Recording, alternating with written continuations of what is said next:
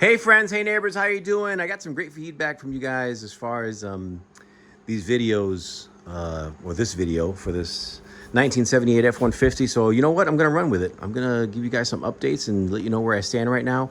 I'm gonna start with the checklist of everything that needs to be done with this beautiful beast of a 351 modified F-150 short bed. So it's going to need the following: fuel pump install, which I already bought, it's right there. Oil filter and change, which I have checked off of my list.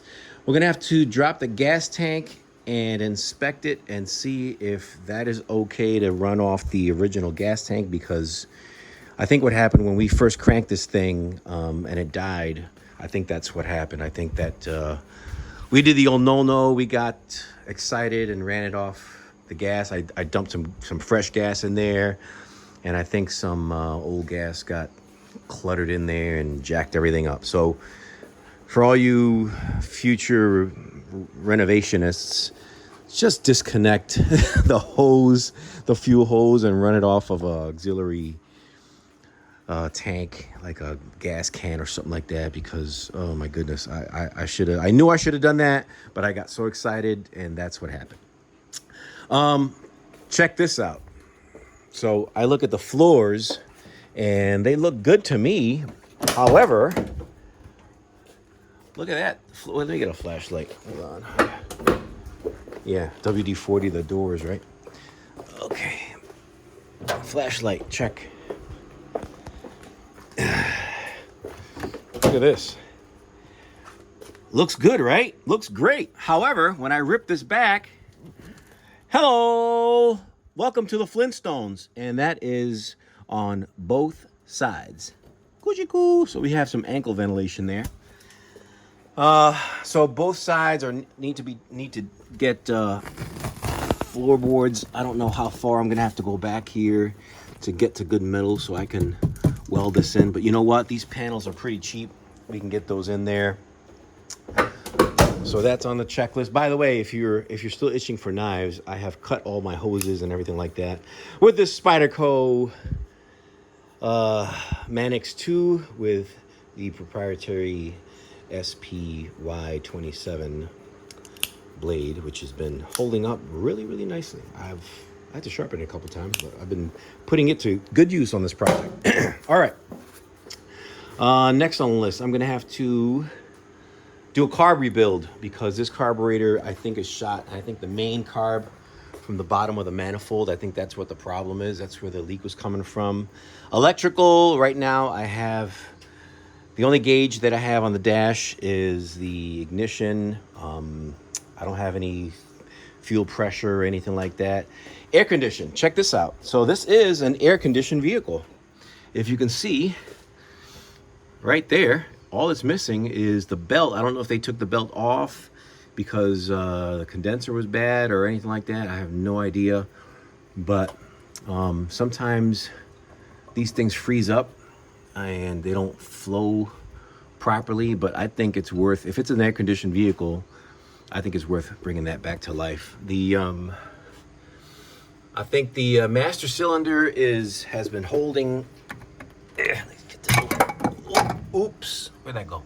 Yeah, there's definitely a problem with the master. I don't know if it's the lines, but I filled that up to the top, and there's definitely a leak in there somewhere, because I have filled that up. That's the rear brake right there, and now it's empty. So something's gonna have to get addressed there. So air conditioner, what else? Brakes, definitely. I only have maybe about 30% brakes there. It did pump a little bit and charge, but it did not do very well. I'd say I have about 30% brakes. And check this out. If anyone can help me with this, I would be greatly appreciative. Go back to the tailgate here. Tailgate is stuck, and I cannot open it to save for the life of me. I WD-40 the crap out of that to the point where it was all leaking down on the floor. And it did not open. It's free on this side because when I open this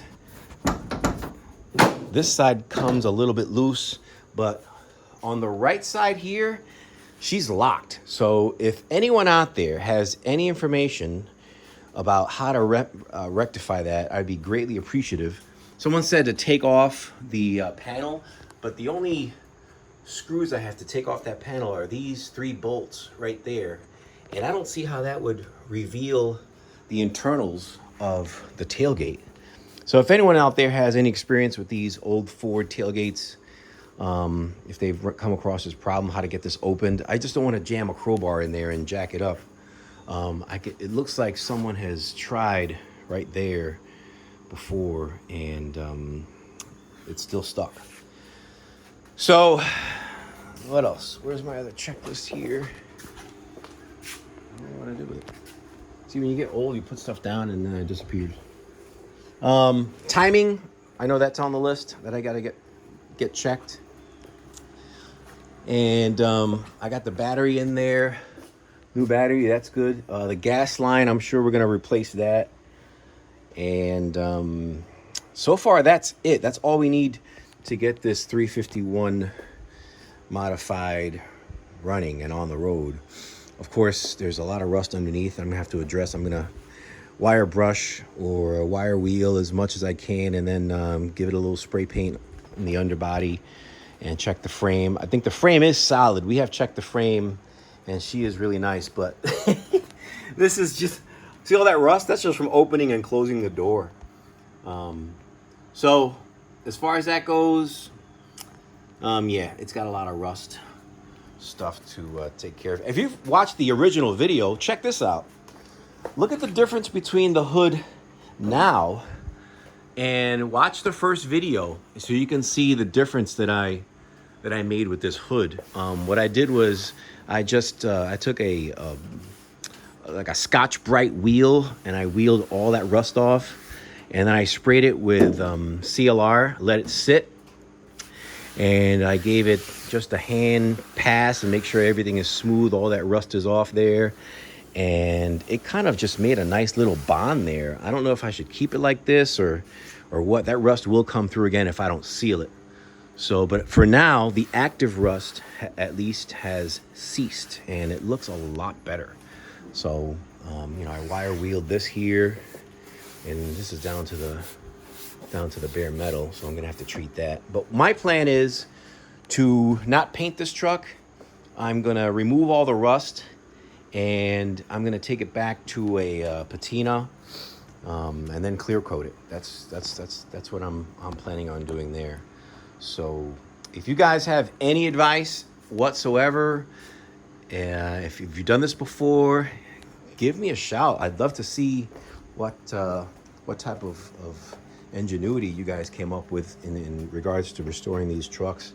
Yeah, I don't think it's worth painting this truck because you know what? I'm not gonna get all the dings and all the imperfections out. I think it's best just to leave her as nature intended her to be, but not allow nature to continue to violate this beautiful baby. And I would like to name her. So anyone reading this, anyone watching this video, I want to give her a name. So if you can think of anything, I think it definitely should be a female. I'd like to either have some type of a symbol on the back or something like that.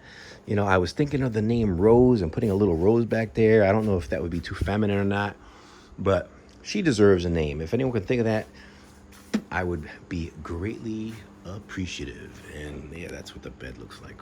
Ooh, vey. So I'm gonna sign off. Thanks very much for checking this out.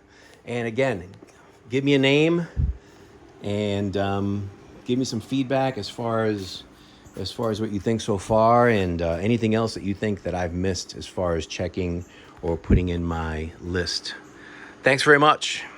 I'll see you later. JT signing off.